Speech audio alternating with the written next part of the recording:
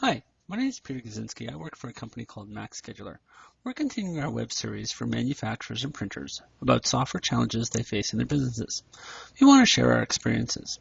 MaxScheduler is a scheduling software business. We've been doing it for 15 years. We've helped companies schedule around 300 million tasks. I'm a scheduling expert and product manager. You can learn more about me and my LinkedIn profile there. Today's chapter is an introduction to scheduling. I think a good place to start with an introduction on scheduling is to define the word schedule. I call it, or my definition is, an assignment of tasks to resources for a specific date and time. A schedule should be a realistic prediction of future work.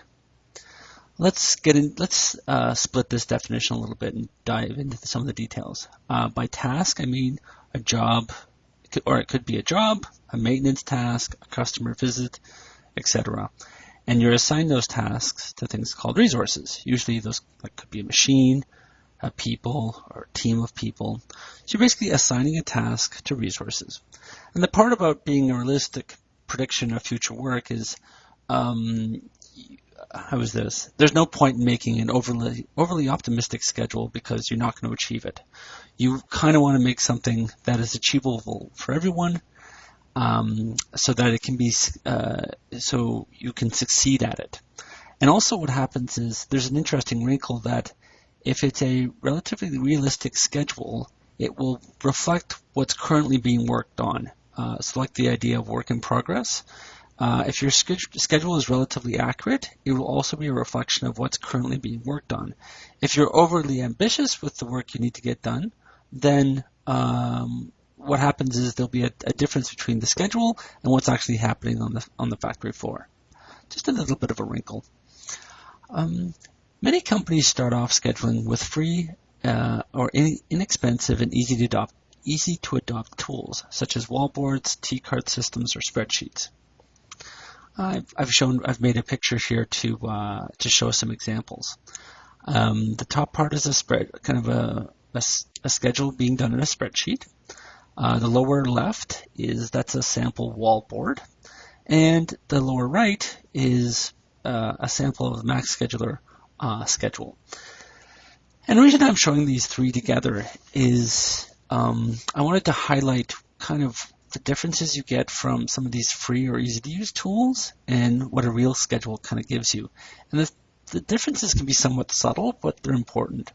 And I see what I've done in the upper right-hand corner is outline some jobs that you should be asking yourself when you try to, have a schedule. Does it answer these questions? For example, how long are some of these jobs? If you're using the spreadsheet, it's tough. Like there might be a column that says 8 hours, but it's tough to get like a visual representation that's easy to understand, that you can quickly look at and say, okay, I know that.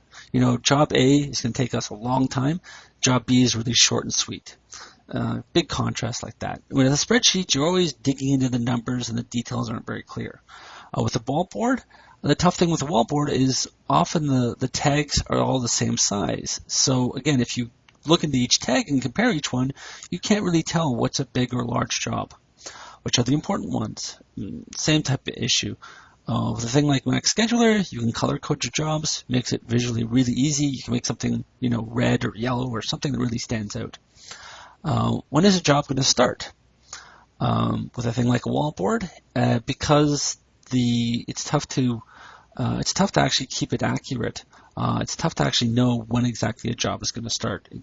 The details end up being pretty high level. What is the status of work done? This is kind of what I was talking about before. If you have a realistic schedule, it can also reflect what I call work in progress. Now, work in progress is kind of a snapshot of what's currently being done. And a good scheduling tool sometimes can also be used as a work in progress tool. For example, in a thing like MaxScheduler, you can designate a color to, say, show when jobs have been completed. Then you can easily look at a whole board of jobs and say, okay, we're 50% done for the day. Hey, we're doing great. Where are you from a sense of capacity for the day? Let's go back to the spreadsheet. It's tough to tell whether you're unless you start doing some formulas, it's tough to get a sense of whether you're at 50% capacity, 80%, blah blah blah. Same with a T-card system or a wall board.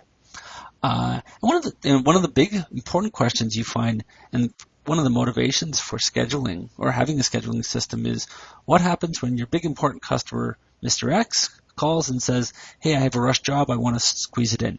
Can you actually do it?" With these spreadsheets or wall boards, it's difficult to make that judgment. If you have a kind of a bit more evolved scheduling system like MaxScheduler, it's easy to make that judgment. Well, in terms of scheduling, there's two main things that we've discovered that people get out of having scheduling software. One seems kind of obvious, which is the challenge of creating a schedule. They want to make a realistic schedule for the next 2 weeks. The next thing is actually communication of that schedule. We often have customers who are actually, they don't have a problem creating a schedule, but they're trying to cut down on a lot of noise that happens. Say, for example, sales calling in and wanting to know machine availability, customer service following up with a customer trying to figure out when their job's going to get done, or management is chasing operations trying to figure out what the status of things. If you have kind of a up-to-date published schedule that anybody can access, say through the internet, through a web page, everyone can just go check themselves, and you can somewhat, and also, for example, you could use, because it's accessible through the web, there's a good chance you can access it using like a tablet or a smartphone. So your sales guy out on the road, he can just look at his smartphone and say, "Hey, I know what's going on in the factory. I can get back to the customer now." So a tool like MaxScheduler, which provides that kind of real-time synchronization of a schedule, can really be helpful. It can cut down that useless communication. When people start, trying to create a schedule, sometimes they know they need a schedule for their business, but they're not sure how to make some of the first steps. And sometimes what happens, especially if they have an enterprise system, the enterprise system may have a scheduler in there, but to get the scheduler to actually work, you need to enter in lots of details. For example, setup time machines, run rates for machines, keep all those run rates realistic. Sometimes what you can do is you can perhaps take a look at a key resource within your business. What is that bottleneck, or what's the resource in your business that has a limited capacity? For example, you may have only certain people who are trained on a specific task. That can be a limited resource. Or you have a few really big machines and they're really expensive and you can't buy any more. That becomes a limited resource. So in terms of scheduling, a nice first step sometimes is just schedule those limited resources. A good example is in the print industry. The presses are usually the most expensive capital cost they have. So in terms of creating a schedule, the first good place to start is those printers or those print machines or print presses. Getting back or going on to enterprise scheduling, we have seen this from our years of experience, we've seen this a few times. People have an MRP or an ERP system. It has a scheduler in there, but it's just a lot of work to get started and a lot of work to maintain. Because to get the schedule accurate and to get it to completely work, you have to enter in a lot of metadata and also be entering a lot of data continuously to keep it up to date. Another big topic, I'll just touch on this, I probably could do a separate video on it itself, is automatic scheduling. Whenever I tell people that I make scheduling software for manufacturing, their first assumption is that I do automated scheduling.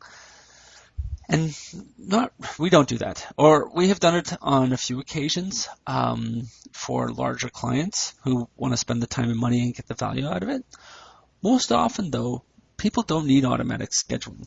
And the reason for that is there's twofold. If an automatic scheduler, what it would do is create the perfect schedule. What that means is the customer needs to decide what a perfect schedule means for them. As a programmer, I don't know what's a perfect schedule for you. The customer or the business needs to define what that means. And that takes a lot of time and effort to figure that out. And also create a very generalized solution can take a lot of time and effort. And quite frankly, you may not get a lot of value out of it. Quite often, most people are better off just they need a scheduling tool, something that allows them to create their own schedule easily and keep everyone up to date. And also what's cool about having a tool is that it allows the scheduler to incorporate all the myriad of factors that go on in the business, and they can be the scheduling expert. They can decide, okay, this is important, this is not. If you have an automatic scheduler, you need to encode all those rules. And quite frankly, within a short period, say a few months, there's a whole new set of rules, and there are priorities about those rules. So in general, most often, automatic scheduling, only in limited cases is it really applicable. Given that we're talking about scheduling, please check out our software. It's at MaxScheduler.com. That's the end of this chapter. Thank you for your time. If you have any comments, questions, or interest in MaxScheduler or scheduling software, please reach out to us at MaxScheduler.com.